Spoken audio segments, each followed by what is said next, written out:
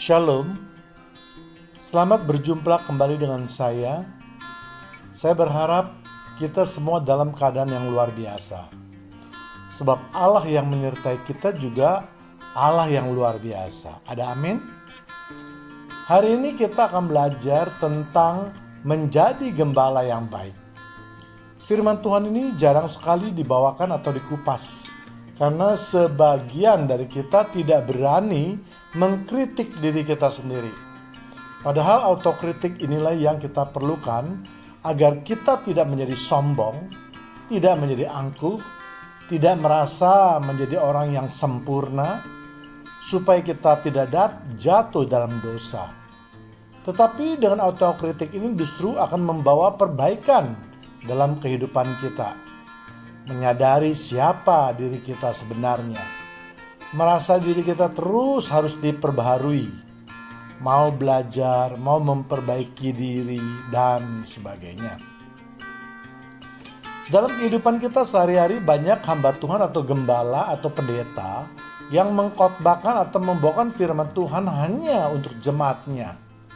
Pendeta ataupun pengkhotbah ataupun gembala alergi jika membawakan firman Tuhan tentang diri mereka sendiri sebagaimana yang dikehendaki oleh Tuhan.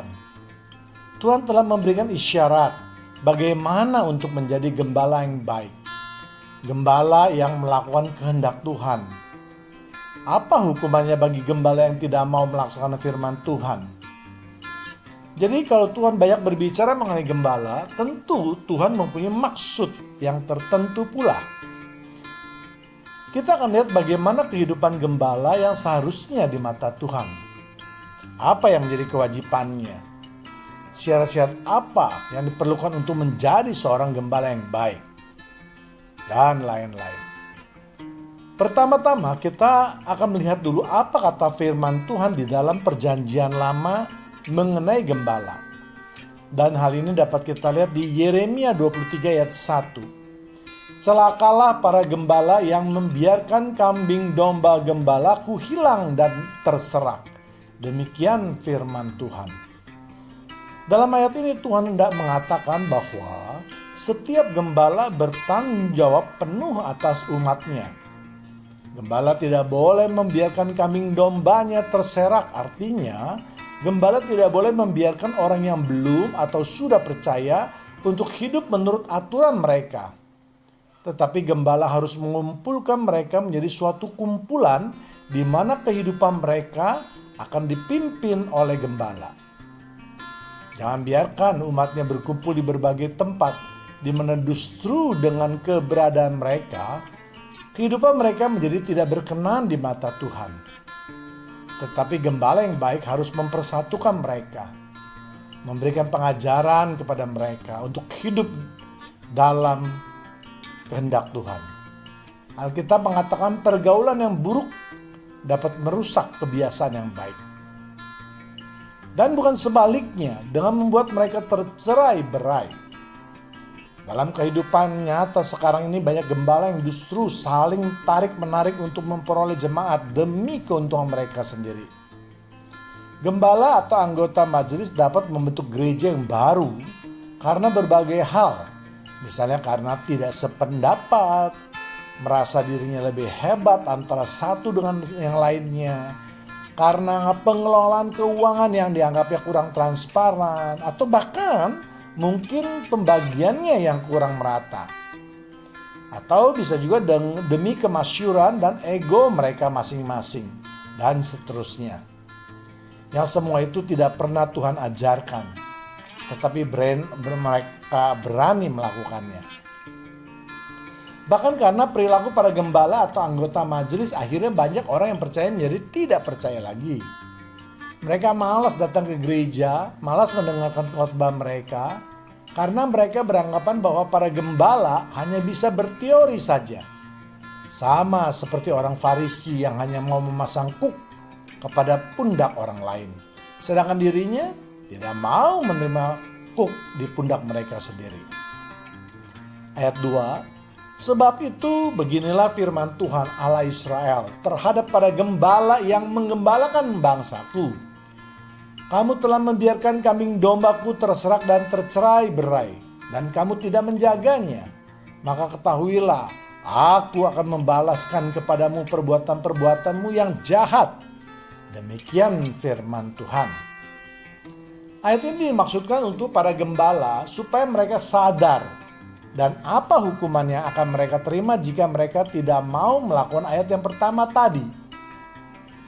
Tuhan ingin mengingatkan bahwa gembala harus melakukan ayat pertama dengan patuh, taat, dan bertanggung jawab. Sehingga banyak kita lihat pendeta atau gembala yang hidupnya hancur karena mereka melanggar firman Tuhan ini. Keluarganya bisa berantakan, demikian juga kehidupan anak istrinya. Bahkan gembalanya pun sendiri tidak dapat mencontoh perbuatan yang baik bagi jemaatnya, apalagi di hadapan Tuhan. Untuk itu saya menghimbau, ayo mari kita sadar. Kita harus kembali ke jalan yang benar. Jangan sampai Tuhan turun tangan baru kita mau menyadarinya. Sebab lambat atau cepat Tuhan pasti menggenapi firman-Nya. Ayat 3. Dan aku sendiri akan mengumpulkan sisa-sisa kambing dombaku dari segala negeri kemana aku mencerai-beraikan mereka. Dan aku akan membawa mereka kembali ke padang mereka. Mereka akan berkembang biak dan bertambah banyak. Tuhan ingatkan bahwa jika gembala tidak mau atau tidak mampu, maka Tuhan sendiri akan turun tangan. Dan hal ini sudah digenapi sekarang. Di mana dengan adanya COVID-19 ini, Tuhan telah mengambil alih semua yang biasa dikerjakan oleh gembala. Bahkan Tuhan lebih dahsyat melakukannya di seluruh dunia dalam waktu yang bersamaan. Tuhan tidak butuh gembala yang angkuh, yang sombong, yang merasa dirinya hebat. Sekarang semua gembala berada di rumah masing-masing. Tidak ada tepuk tangan, tidak ada panggung dengan lampu yang gemerlap kelip. Tidak ada lagi jemaat yang berdecak kagum atas khotbahnya dan sebagainya.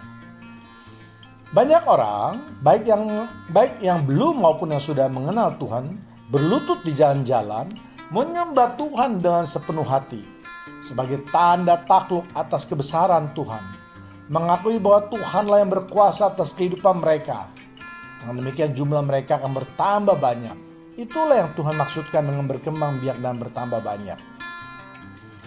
Ayat 4. Aku akan mengangkat atas mereka gembala-gembala yang akan mengembalakan mereka. Sehingga mereka tidak takut lagi, tidak terkejut dan tidak hilang seekor pun. Demikian firman Tuhan. Tuhan berkata bahwa jika gembala tidak mau menuruti kehendak Tuhan, maka Tuhan akan mengangkat penggantinya, yaitu seorang gembala baru yang mau menuruti kehendak Tuhan.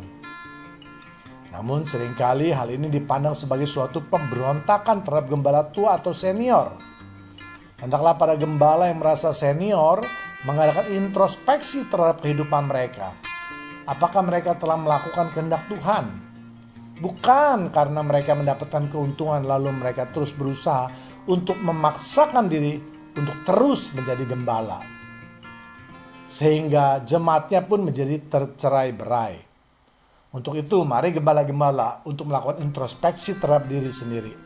Apakah memang pelayanannya untuk kebesaran nama Tuhan? Atau masih terselip untuk kepentingan pribadi? Perbaiki diri kita masing-masing sebelum Tuhan turun tangan. Ayat 11. Sungguh baik nabi maupun imam berlaku fasik, di rumahku pun juga aku mendapati kejahatan mereka. Demikian firman Tuhan. Tuhan telah mengingatkan bahwa orang-orang yang berada di sekitar mezbah bukan pasti suci, tetapi mereka bisa saja menjadi orang fasik, bisa menjadi ular yang berbisa, ataupun mereka bisa berbuat banyak kejahatan seperti yang diperbuat oleh orang dunia. Gembala tidak usah tersinggung dengan firman Tuhan ini. Jika mereka tidak melakukannya, berarti baik adanya. Tetapi bagi mereka yang tersinggung, berarti memang mereka melakukannya. Dan inilah peringatan dari Tuhan untuk kembali ke jalan yang benar. Memang firman Tuhan itu lebih tajam dari pedang yang menusuk sampai ke sum-sum tulang. Ayat 12. Sebab itu jalan mereka akan seperti jalan-jalan yang licin bagi mereka. Di dalam gelap mereka akan terserandung dan akan jatuh di sana. Sebab aku akan mendatangkan malapetaka atas mereka dalam tahun waktu mereka dihukum. Demikianlah firman Tuhan. Tuhan ingatkan bahwa bagi gembala yang telah melakukan berbagai pelanggaran mereka, itu seperti berjalan di tempat yang licin. Artinya walaupun mereka sudah berhati-hati sekali, namun hukuman Tuhan itu pasti akan menimpa mereka di dalam kehidupan mereka.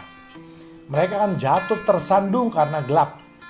Mata mereka tidak berfungsi. Atau dapat kita bayangkan, misalnya kalau kita berjalan di dalam suatu gua yang gelap, yang licin, maka pasti seberapapun berhati-hatinya kita pasti akan jatuh. Dan ketika jatuh, maka badan kita akan lecet. Kaki atau tangan kita mungkin akan terkilir. Kepala kita mungkin akan benjol dan berdarah karena terbentur dan lain-lain sebagainya. Itulah cara Tuhan menghukum gembala yang tidak taat. Memang semua hukuman itu tidak berat. Tuhan hanya ingin mengingatkan mereka supaya cepat bertobat. Tuhan tidak langsung membinasakannya, sebab Tuhan kita adalah Tuhan yang Maha Pengasih. Untuk itu, kalau Tuhan sudah menegur dengan cara yang tidak keras, jangan lalu diabaikan. Tetapi pekalah terhadap kehidupan kalian. Namun jika mereka, yaitu para gembala, masih mengeraskan hati, maka Tuhan berfirman akan mendatangkan malapetaka dalam tahun-tahun waktu mereka dihukum. Artinya Tuhan akan menetapkan suatu waktu atau suatu masa di mana mereka akan mendapatkan bahaya yang besar, bahaya yang tidak mungkin lagi dapat dihadapi oleh mereka, sehingga mereka menjadi binasa. Ayat 14. Tetapi di kalangan para nabi Yerusalem, aku melihat ada yang mengerikan. Mereka berzina dan berkelakuan tidak jujur. Mereka menguatkan hati orang-orang yang berbuat jahat sehingga tidak ada seorang pun yang bertobat dari kejahatannya. Semuanya mereka telah menjadi seperti Sodom bagiku dan penduduknya seperti Gomorrah. Para gembala seringkali mengangkat diri mereka sebagai nabi karena mereka beranggap mereka memberitakan firman Tuhan. Artinya mereka menyampaikan apa yang hendak Allah sampaikan. Memang firman Tuhan adalah perkataan Allah. Tetapi di dalam penafsirannya seringkali dibelokkan untuk meraih sesuatu yang sebenarnya bukan kehendak Tuhan. Misalnya mengenai persembahan atau perpuluhan. Korban anak sulung yang masih menjadi polemik di antara orang percaya sendiri. Bahkan mereka ada yang sangat berani mengatakan kalau itu kehendak Tuhan yang memberikan semua uang untuk gembala, lalu apa yang menjadi masalah untuk orang lain atau jemaat? Sungguh berani orang-orang yang berkata demikian. Kita tidak tahu apakah benar Tuhan telah berfirman kepada mereka. Namun hal yang pasti adalah pemberitaan firman untuk menyelamatkan kehidupan manusia dari api kekekalan. Membuat manusia berbuat baik dan bukan sebaliknya. Yang nanti juga akan kita bahas di bawah ini. Contoh lain dapat kita juga lihat ketika Yesus memerintahkan murid-muridnya untuk memberitakan kabar baik. Mereka tidak diperbolehkan membawa banyak barang. Hanya baju, bahkan kasut pun serta tongkat mereka tidak boleh membawanya. Apalagi membawa uang dan emas. Jadi Yesus sudah memberikan contoh bagaimana kesederhanaan untuk seorang pembawa kabar baik. Yang kalau sekarang dapat diartikan sebagai seorang gembala. Mereka harus membawa tanda kesederhanaan.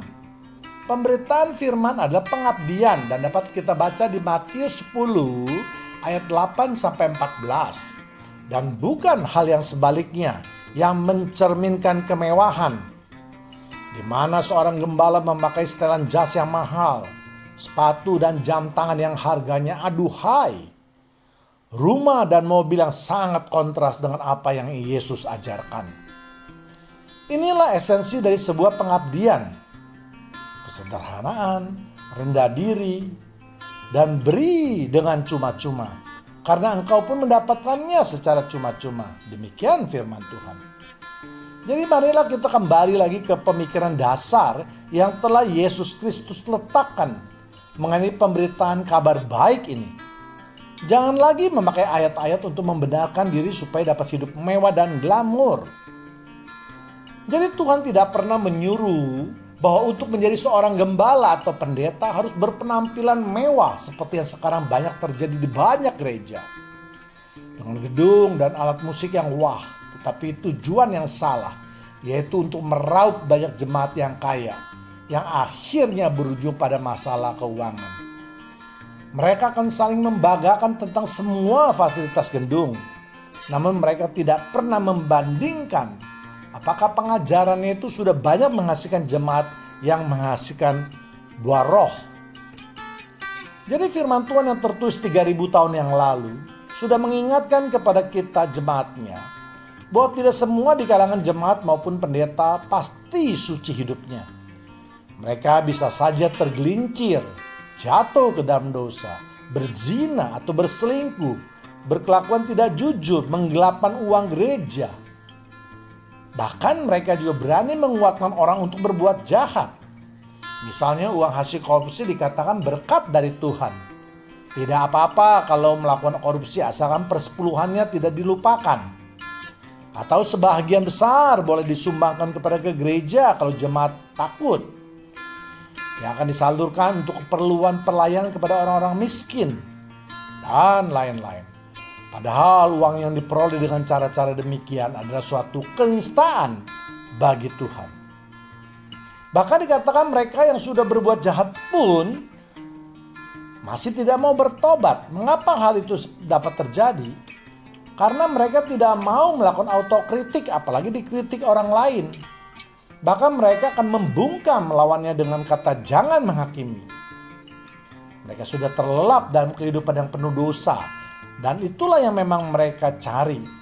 Sehingga firman Tuhan mengatakan tidak ada seorang pun yang bertobat. Artinya gerombolan ini, yaitu gerombolan yang menguasai gereja, sudah terlena dalam kehidupan keduniawian. Jatuh ke dalam dosa, tidak mau bertobat. Ayat 15, sebab itu beginilah firman Tuhan semesta alam mengenai para nabi itu. Sesungguhnya aku akan memberi mereka makan ipuh dan minum racun. Sebab daripada nabi Yerusalem telah meluaskan kefasikannya ke seluruh negeri. Jadi kemarahan Tuhan telah mencapai puncaknya. Dikatakan bahwa Tuhan akan memberikan mereka makan ipuh dan minum racun. Ipuh itu adalah pohon yang beracun. Jadi Tuhan 2 kali mengulang bahwa mereka akan diberi makan dan minuman beracun. Karena kefasikan mereka di gereja yang sudah merajalela. Mereka berpura-pura baik di gereja.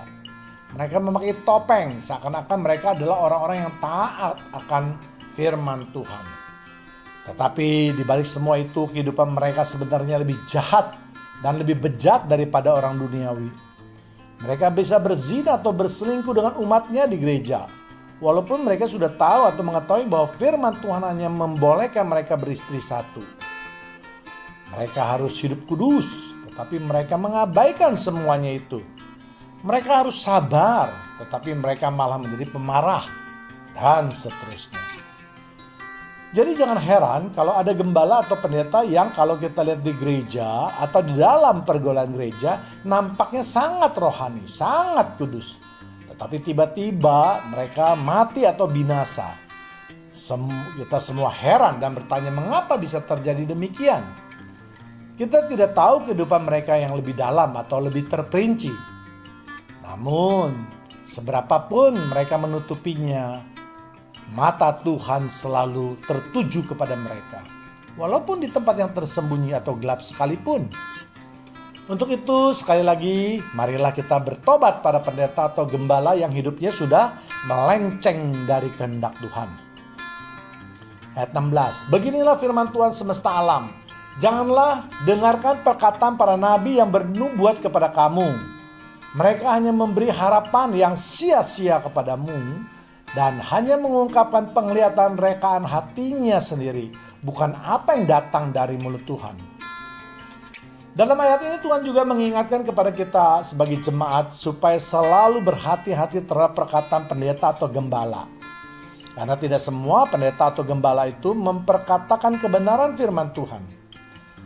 Mereka ada juga yang bernubuat atau berkata berdasarkan pikiran mereka sendiri. Mereka berani berkata, engkau diberkati, engkau akan sembuh, engkau akan menjadi orang kaya, terkaya atau kaya raya, engkau akan mendapatkan berkat yang luar biasa dalam bulan ini, dan seterusnya.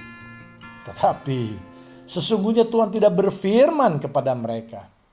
Mereka berani berkata demikian karena mengharapkan sesuatu dari jemaatnya yang pernah dinubuatkan atau pernah didoakan pada suatu hari mereka akan memberikan sesuatu kepada pendeta atau gembalanya. Ingat, iblis atau si jahat juga dapat berbuat hal yang sama. Untuk itu kita perlu telusuri dan mintalah kepada Roh Kudus untuk diberikan karunia untuk membedakan roh, sehingga kita tidak terjebak oleh si jahat. Jadi banyak juga gembala yang dipakai oleh si jahat untuk menjerumuskan jemaat dengan mempergunakan nubuat bahkan kutipan firman Tuhan. Namun sayangnya banyak jemaat yang karena kurangnya pengetahuan tentang Alkitab, mereka merasa bahwa berkat itu datang satu-satunya pasti dari Tuhan. Disinilah gunanya jemaat untuk membaca firman Tuhan, mendengarkan khotbah dari pengkhotbah yang lain yang mempunyai pengajaran yang lebih sesuai dengan firman Tuhan, yang backgroundnya lebih baik, yang hidupnya lebih baik, sehingga akhirnya jemaat dapat membedakan dan merasakan mana berkat yang sesungguhnya dari Tuhan atau berkat dari si jahat.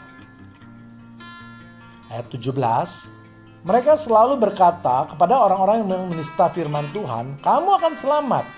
Dan kepada setiap orang yang mengikuti kedegilan hati mereka berkata, malapetaka tidak akan menimpa kamu.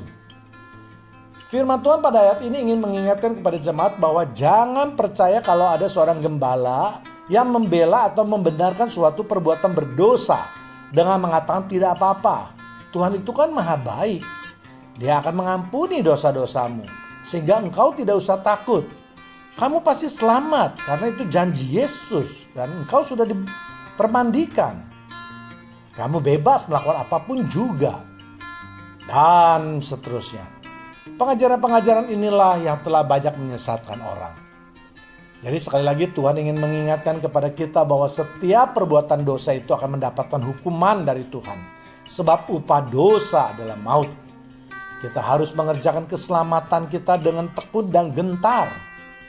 Jadi kalau ada orang lain yang mengajarkan ajaran dengan menistakan nama Tuhan, maka sebaiknya kita tinggalkan mereka.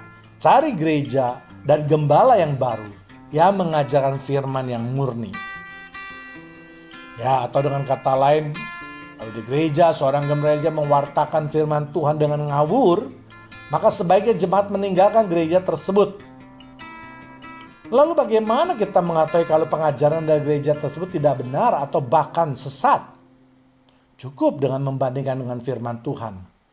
Untuk itu sekali lagi jemaat harus membaca firman. Kalau tidak mau dikibulin oleh gembalanya terus menerus.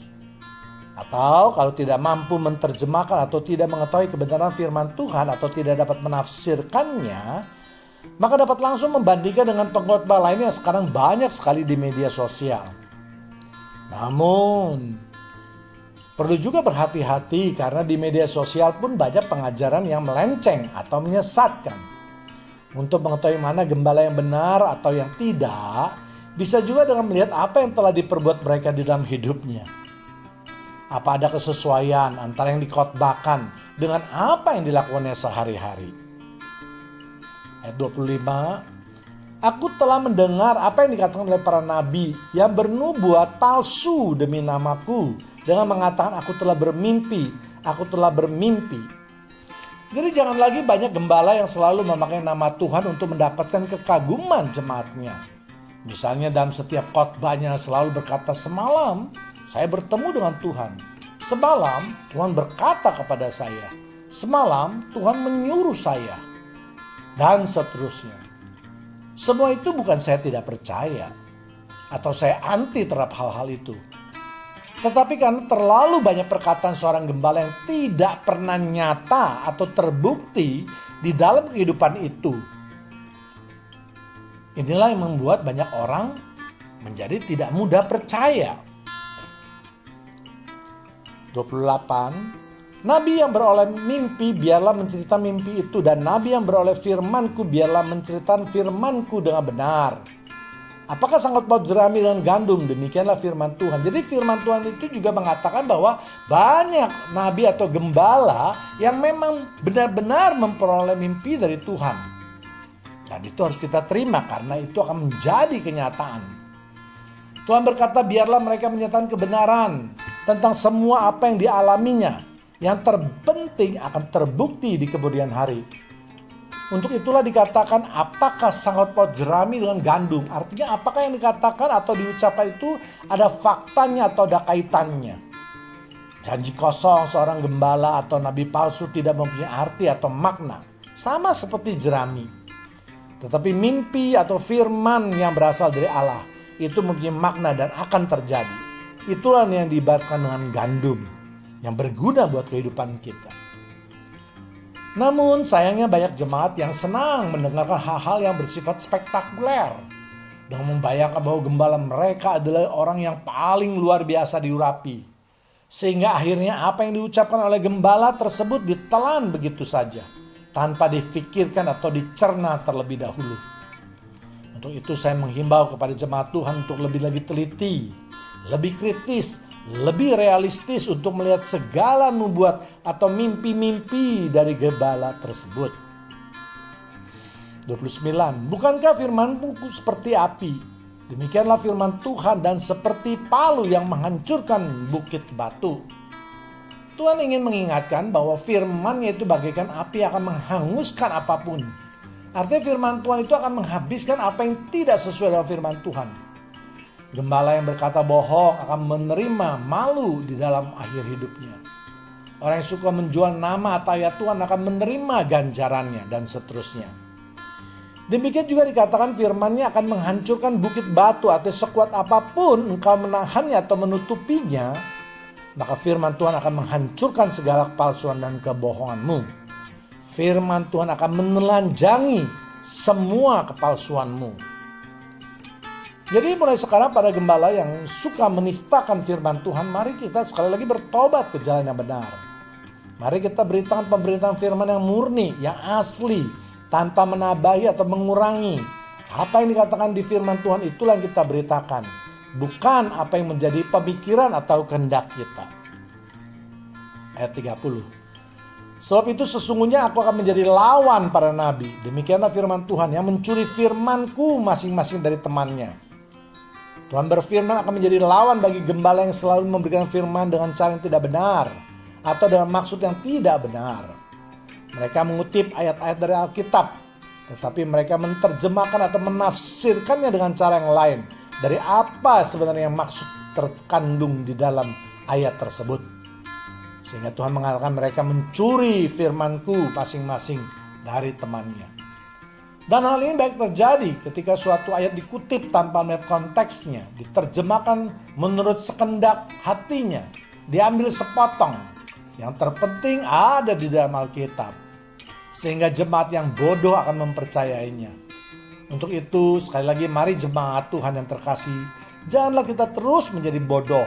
Karena kita akan terus dipakai untuk keuntungan seseorang. 31. Sesungguhnya aku akan menjadi lawan para nabi. Demikianlah firman Tuhan yang memakai lidahnya sewenang-wenang untuk mengutarakan firman ilahi. Sekali lagi Tuhan mengingatkan dan keras firman-Nya memang bahwa Tuhanlah yang akan mengambil alih keadaan jika ini terus berlangsung tanpa pertobatan. Para gembala tidak boleh lagi memakai lidahnya atau perkataannya untuk mencari keuntungan diri sendiri. Tetapi mari beritakan firman Tuhan yang utuh, yang suci, hanya untuk kebesaran nama Tuhan saja. Karena yang akan menjadi lawanmu adalah Tuhan sendiri, yang akan mengacungkan tangan kanan yang kuat untuk menghancurkan kamu. Berulang kali Tuhan menegaskan pada ayatnya yang mengingatkan bahwa Tuhan akan marah dan akan menjadi lawan para nabi atau gembala yang menyeleweng. Berarti ayat ini akan sering terjadi dan penting untuk mendapatkan perhatian dari kita, baik gembala maupun jemaat Tuhan yang terkasih. Sekarang kita lihat di Zakaria 11 ayat 17. Celakalah gembalaku yang pandir, yang meninggalkan domba-domba, biarlah padang menimpa lengannya dan menimpa mata kanannya. Biarlah lengannya kering sekering-keringnya dan mata kanannya menjadi pudar sepudar-pudarnya. Jadi pada ayat ini Tuhan ingin mengingatkan kepada para gembala yang pandir, gembala yang bodoh dan bebal, supaya mereka benar-benar jangan meninggalkan domba-dombanya. Tetapi mereka harus memelihara dombanya, bukan terus-menerus mencukur bulu dombanya dan memerah susunya. Tetapi harus juga menjadikan domba mereka menjadi tambun dan sehat terlebih dahulu.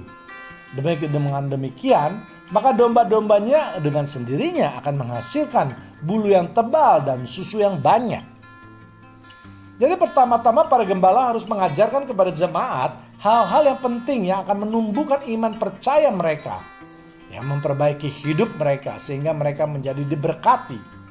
Baru setelah jemaat diberkati, mereka akan memberkati gereja dan gembala dengan tulus dan ikhlas serta berkesinambungan. Dengan demikian, baru ada keseimbangan hubungan antara gembala dan jemaat. Jadi hal itu tidak dilakukan, maka lagi-lagi Tuhan akan mengancam kehidupan mereka dengan berbagai pencobaan atau badai akan menghadang ke dalam kehidupan mereka. Sehingga mereka akan merasakan kepincangan-kepincangan di dalam hidup mereka. Jadi jemaat Tuhan yang baik akan selalu mendapat perlindungan dari Tuhan terhadap gembala-gembala yang kurang baik. Saya sekali lagi tidak anti terhadap gembala atau menganggap semua gembala sama rata yang mempunyai perilaku buruk. Saya percaya masih banyak juga gembala yang baik yang melayani dengan hati dan hidup takut akan Tuhan. Tapi sesuai dengan firman Tuhan, maka ayat-ayat ini ditujukan kepada gembala yang selama ini menyesatkan atau memeras dombanya terlalu banyak. Sehingga kulit dombanya masih lecet karena pisau cukur dan susu yang dihasilkan sedikit. Namun gembala terus-menerus memaksa untuk terus memerah dan mencukur bulu dombanya. Kiranya firman Tuhan ini dapat mencerahkan mereka yang hidup dalam kesesatan. Jadi dengan memperhatikan ayat-ayat di dalam perjanjian lama, Tuhan sudah mengingatkan kita semua, baik gembala maupun jemaat, supaya kita melakukan tugas dan kewajiban kita masing-masing dengan lebih bertanggung jawab. Karena penghakiman dari Tuhan cepat atau lambat akan datang. Kemudian kita juga akan melihat apa yang tertulis di dalam kitab perjanjian baru. Mari kita lihat di kitab Yohanes 10 ayat 11. Akulah gembala yang baik. Gembala yang baik memberikan nyawanya bagi domba-dombanya.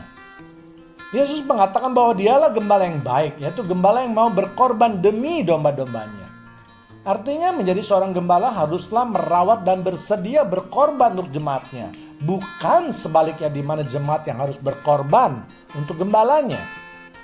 Pada zaman sekarang banyak sekali yang terbalik, di mana semua kebutuhan gembala akan dibebankan kepada jemaatnya, yaitu dengan jalan disuruh memberi persembahan, persepuluhan, anak sulung, persembahan khusus, dan lain-lainnya. Yang pada prinsipnya gembala akan menerima sejumlah besar pemasukan. Tetapi jika ada jemaat yang sedang kesusahan, maka gembala akan datang hanya dengan sepotong doa. Itu pun mungkin doa yang dipanjatkan hanya keluar dari bibirnya saja. Jadi dengan adanya pembacaan ayat ini diharapkan jemaat berani juga untuk mengkritik gembala yang melakukan perilaku seperti itu. Sebaliknya, bagi para gembala, contohlah kehidupan Yesus dalam kehidupan Yesus yang ketika berada di dunia ini. Hidup sederhana, melakukan pemberitaan Injil karena pengabdian, banyak menolong orang susah, mau berkorban untuk jemaatnya, dan lain-lainnya. Itulah yang diinginkan oleh Yesus terhadap seorang gembala, dan bukan sebaliknya menjadikan gereja sebagai ladang uang untuk hidup berfoya-foya. Apalagi dinikmati juga dengan anak dan istrinya. Sungguh tidak pantas dipamerkan oleh keluarga seorang gembala yang baik. Seorang gembala harus mempunyai rasa malu, sehingga apa yang dikhotbahkan di mimbar dengan kehidupan pribadinya harus selaras. Jangan malah bertolak belakang, seakan-akan mimbar hanya panggung sandiwara saja. Ayat 12. Sedangkan seorang upahan yang bukan gembala dan yang bukan pemilik domba-domba itu sendiri, ketika melihat serigala datang, meninggalkan domba-domba itu lalu lari, sehingga serigala itu menerkam dan mencerai-beraikan domba-domba itu.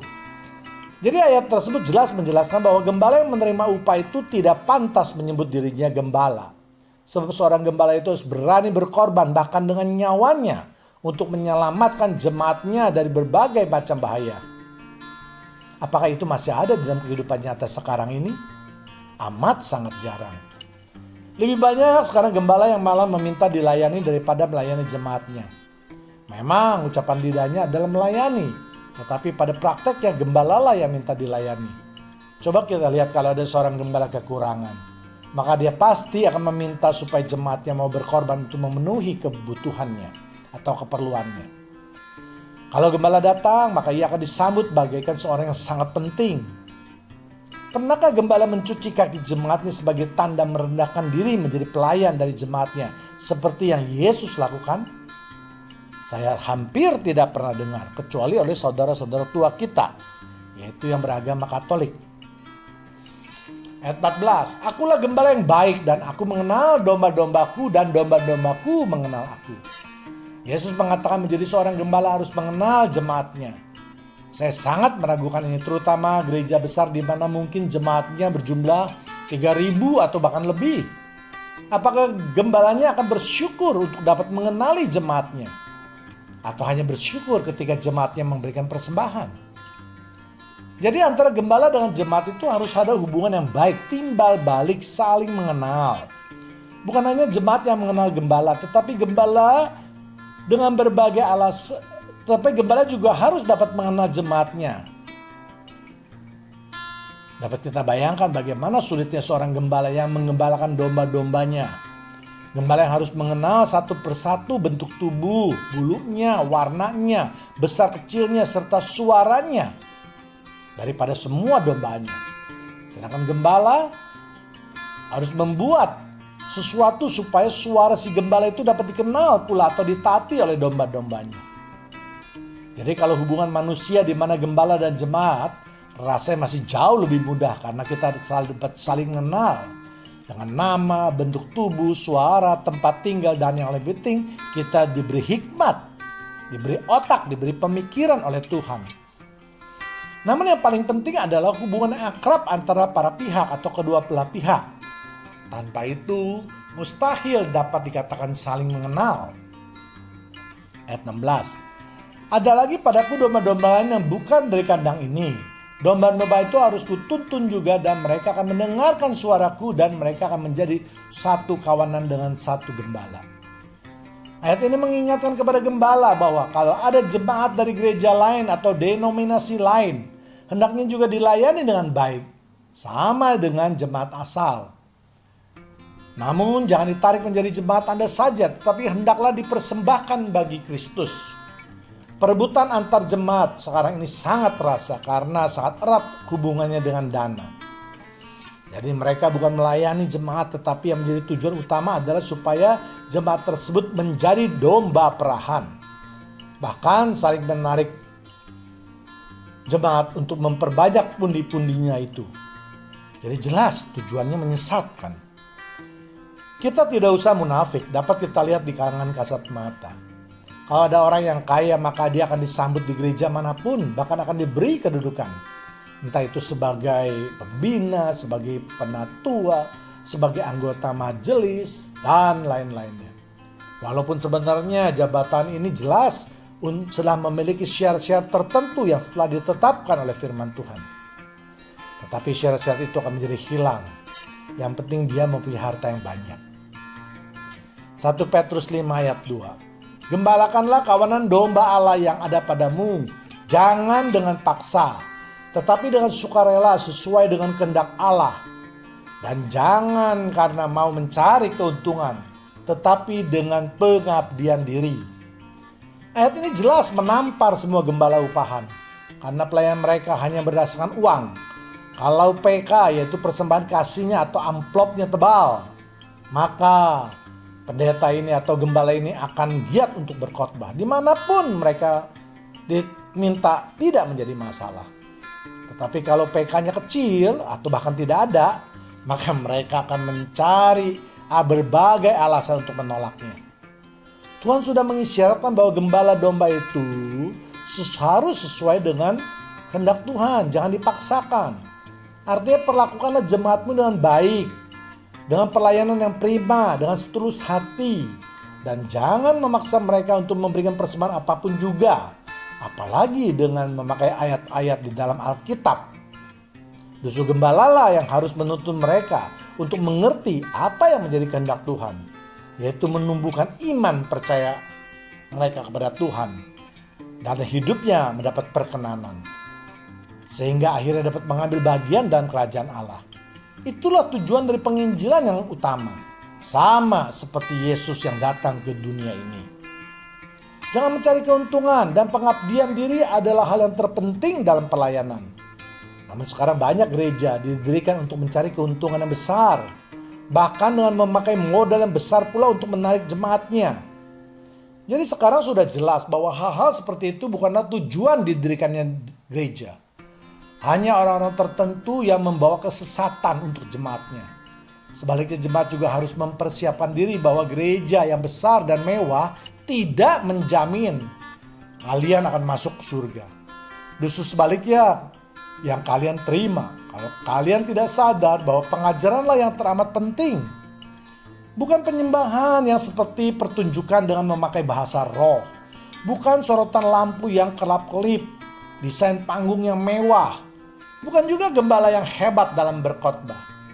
Tetapi maksud Tuhan untuk menyelamatkan kehidupan manusia, atau setidaknya mempersiapkan kehidupan yang akan datang. Apakah itu sudah terpenuhi atau belum? Jadi bergereja bukan untuk menghibur diri atau untuk menghilangkan stres karena khotbah gembalanya yang lucu. Tetapi apa yang kamu dapat setelah bergereja? Apakah semua itu akan mampu mengubah hidupmu menjadi lebih baik dan lebih rohani? Inilah masalah yang paling penting. Kemudian dapat juga kita lihat di 2 Timotius 2 ayat 24 sampai 25. Sedangkan seorang hamba Tuhan tidak boleh bertengkar, tetapi harus ramah terhadap semua orang. Ia harus cakap mengajar, sabar, dan dengan lembah lembut dapat menuntun orang yang suka melawan. Sebab mungkin Tuhan membiarkan kesempatan kepada mereka untuk bertobat dan memimpin mereka sehingga mereka mengenal kebenaran. Sekarang kita akan bahas satu persatu mengenai syarat-syarat tersebut untuk menjadi hamba Tuhan.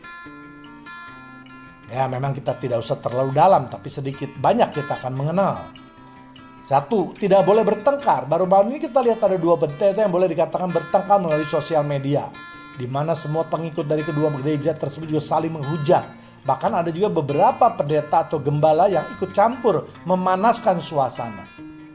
Lalu di mana sifat yang dikatakan firman Tuhan supaya mereka tidak boleh bertengkar? Mengapa hal ini dapat terjadi? Karena masing-masing pihak merasa benar, merasa tenar. Mempunyai nama besar, sombong, merasa paling diurapi, tidak mau mengintrospeksi diri sendiri, dan lain-lain. Yang kedua itu harus ramah terhadap semua orang. Jadi jangan hanya ramah kepada seseorang yang menjadi donatur gereja saja, tetapi pada semua orang tanpa pandang bulu. Bahkan juga termasuk orang yang belum percaya. Karena dalam ayat tersebut mengatakan kepada semua orang. Jadi menjadi gembala atau hamba Tuhan itu tidak mudah. Jangan malah sombong, bertindak kasar atau semaunya karena merasa memiliki kedudukan di dalam gereja. Tetapi justru hal sebaliknya yang harus diperlihatkan. Harus cakap mengajar, artinya penguasaan firman Tuhan dan perilaku harus disesuaikan dengan apa yang dikhotbahkan. Mengajar tidak hanya dengan mulut, tetapi justru lebih efektif dengan perilaku kita yang ditunjukkan dalam kehidupan kita sehari-hari. Harus sabar, artinya jangan cepat tersinggung, jangan cepat marah. Menuntun kehidupan jemaatnya dengan penuh perhatian. Jangan cepat menyerah atau putus asa, baik untuk kehidupannya sendiri maupun untuk kehidupan jemaatnya. Yang kelima, dengan lemah lembut dapat menuntun orang yang suka melawan. Rasanya jarang sekali kalau ada gembala saat ini yang mau berkorban dengan lemah lembut menuntun orang yang berdosa. Apalagi dosa yang dilakukan orang tersebut sudah berulang-ulang dan miskin pula. Tetapi firman Tuhan pada ayat ini tidak memberi batasan sudah atau harus berapa kali. Kalau Tuhan Yesus mengatakan kita harus mengampuni 7 kali 70 kali, barangkali itu jugalah pedoman yang paling tepat. Jadi tugas gembala adalah untuk menyadarkan mereka yang jatuh ke dalam dosa dengan sabar, menuntun mereka ke jalan yang benar. Kemudian syarat lain juga dapat kita lihat di Titus 1 ayat 6-9. yakni orang-orang yang tidak bercacat, yang mempunyai hanya satu istri, yang anaknya hidup beriman dan tidak dapat dituduh karena hidup tidak senonoh atau tidak tertib. Sebab sebagai pengatur rumah Allah, seorang penilik jemaat itu harus tidak bercacat, tidak angkuh, bukan pemberang, bukan peminum, bukan pemarah, tidak serakah, melainkan suka memberi tumpangan, suka akan yang baik, bijaksana, adil, saleh, dapat menguasai diri dan berpegang pada perkataan yang benar, yang sesuai dengan pengajaran yang sehat, sehingga ia sanggup menasihati orang berdasarkan ajaran itu dan sanggup meyakinkan penentang-penentangnya. Mari kita juga lihat sedikit sekali mengenai apa yang termasuk dalam Titus ini. Orang yang tidak bercacat artinya orang itu harus mempunyai jasmani dan rohani yang sempurna atau yang baik. Tentang jasmani misalnya, jangan fisik orang itu bercacat, misalnya pincang, kerdil, bungkuk, bukunya tidak seimbang dengan anggota tubuhnya, matanya jereng, sumbing, buah pelirnya tidak sempurna, dan lain-lain. Sedangkan yang masuk dengan cacat rohani yaitu permuanya masalah mental, otaknya kurang berfungsi dengan sempurna, pemikiran yang sering kali ngawur, dan seterusnya. Hanya mempunyai satu istri artinya menjadi penggembala atau penatua itu haruslah seorang laki-laki, sebab hanya laki-laki yang mempunyai istri. Dan itu hanya satu, tidak boleh mempunyai istri simpan atau selingkuhan. Kalau boleh diperluas, tidak boleh berzina, tidak boleh mata keranjang, dan seterusnya. Hidupnya harus beriman, tidak boleh senonoh, tidak tertib, artinya hidup harus sesuai dengan firman Tuhan. Segala tindakannya harus memuliakan nama Allah. Hidupnya harus menjadi contoh bagi orang lain, menjadi suratan yang terbuka yang dapat dibaca oleh siapapun juga, termasuk keluarganya juga. Jadi bukan bersama keluarganya hidup dengan segala kemewahannya. Justru seluruh keluarganya harus mencerminkan adanya kehidupan kesederhanaan dari seorang hamba Tuhan. Tidak angkuh artinya sebagai gembala atau penatua harus merendahkan diri, menjawab setiap percobaan jemaat yang kurang mengerti akan firman Tuhan. Bagaimana caranya mengatasi pencobaan hidup? Bagaimana hidup yang berkenan di hadapan Allah? Jangan memandang rendah kepada mereka yang miskin. Itu yang disebut dengan tidak angkuh. Bukan pemberang, artinya jangan cepat marah. Cepat memukul orang, kalau ada sedikit kesalahan langsung memarahi orang. Untuk menunjukkan bahwa dia adalah seorang pemimpin yang hebat, yang ditakuti. Bertindak sebagai diktator karena merasa dialah yang paling berkuasa di gereja. Dan seterusnya. Bukan peminum, artinya menjadi gembala atau penatua dilarang untuk menjadi budak minuman keras. Bahkan kalau perlu menjauhi minuman beralkohol karena kebiasaan minum-minum yang beralkohol itu mengakibatkan yang kurang baik. Yaitu orang yang otak yang tidak berfungsi normal. Bahkan bisa melakukan tindakan-tindakan yang memalukan. Jadi jangan ada lagi di dalam perjamuan kudus memakai alkohol. Jangan ada lagi gembala yang menghabiskan anggur di belakang mimbar. Jangan ada lagi kebiasaan gembala yang menghabiskan waktunya di bar. Bukan pemarah, artinya menjadi gembala harus sabar, ramah, rendah hati. Jangan karena ada masalah sedikit terus marah. Masalah yang sebenarnya kecil kemudian malah menjadi besar.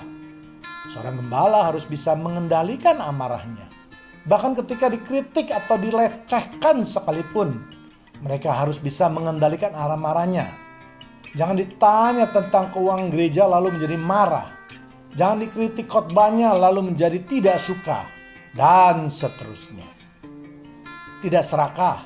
Artinya gembala juga harus bisa mengatasi rasa keinginan memiliki yang berlebihan.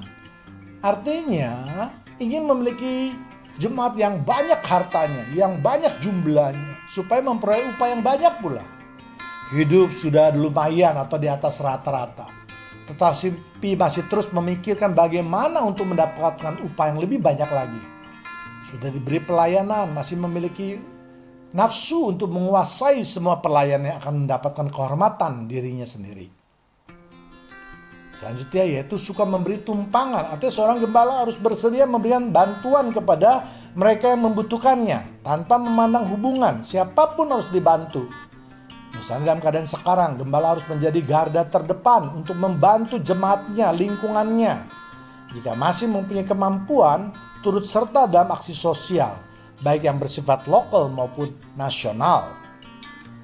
Suka akan hal yang baik, artinya gembala harus menjauhi segala sesuatu yang bersifat buruk di dalam kehidupannya. Seluruh perbuatannya harus mendatangkan kebaikan. Bukan kebaikan pada dirinya sendiri, tetapi terutama kebaikan untuk banyak orang. Terutama untuk menjaga kemuliaan nama Tuhan. Bijaksana dan adil artinya gembala harus bertindak dengan fakta. Kalau ada yang salah siapapun maka harus ditegur dan dibimbing. Gembala harus bertanggung jawab atas kehidupan jemaatnya. Jangan hanya pada keluarga atau orang-orang terdekatnya saja. Memberikan sesuatu juga dengan merata, artinya kalau ada jemaat yang dibantu maka jemaat lain dan posisi yang lama juga harus dibantu. Jangan ada yang dilebihkan atau dikurangi. Saleh artinya hidupnya harus sesuai dengan firman Tuhan. Melakukan firman Tuhan dan menjauhi larangannya. Hidup takut akan Tuhan. Menguasai diri artinya dapat mengendalikan emosinya. Sabar dalam mendengar dan adil dalam memutuskan segala perkara. Menguasai diri juga berarti mengendalikan nafsu. Apakah itu nafsu keduniawian termasuk nafsu penyembahan terhadap berhala. Jadi kalau seorang diangkat berdasarkan kriteria tersebut, maka kiranya di gereja tidak akan ada masalah lagi yang besar. Karena semua itu telah dijaga atau dibatasi oleh firman Tuhan. Masalahnya banyak gembala yang melanggar firman Tuhan. Jangankan untuk mengajarkan kepada jemaatnya atau hal-hal yang baik dan patut. Untuk mengendalikan diri dan keluarganya saja sudah banyak masalah. Padahal tadi salah satu syaratnya adalah harus bisa menjaga dan keluarganya menjadi panutan orang banyak. Firman Tuhan sudah sangat jelas memberikan rambu-rambu kriteria seorang gembala yang baik. Jadi mulai sekarang janganlah berpolemik tentang ayat lainnya seperti pengajaran iman versus keselamatan, iman versus kemewahan. Mari kita kembalikan ciri-ciri yang harus dipenuhi oleh seorang gembala. Setelah gembala dapat melaksanakan apa yang digariskan oleh firman Tuhan, saya yakin sudah tidak ada lagi banyak perbedaan mengenai ajaran, mengenai persembahan, mengenai pengelolaan keuangan gereja, mengenai pembajakan gembala, pembajakan pelayan-pelayan Tuhan maupun pembajakan jemaat. Semua itu dapat terjadi karena gereja tidak mau tunduk pada aturan yang telah ditetapkan Tuhan. Para pemegang saham lebih suka mengatur para pelayan Tuhan atas dasar like and dislike terhadap pribadi seseorang yang akhirnya akan menimbulkan banyak masalah di kemudian hari. Dan itu dibiarkan juga oleh jemaatnya. Semua masih tertidur nyenyak dalam ayunan yang menina bobokan jemaat. Untuk itu, mari jemaat Tuhan yang terkasih, kita semua bertanggung jawab atas jalannya sebuah gereja. Jangan apatis. Sekarang sudah tahu bagaimana kriteria seorang gembala yang diisyaratkan melalui firman Tuhan. Dengan menjalankan semua kriteria tersebut saya yakin 100% bahkan mungkin lebih. Maka segala kegaduhan gereja yang selama ini terjadi dapat hilang dengan sendirinya. Demikian firman Tuhan. Tuhan Yesus memberkati kita semua. Amin.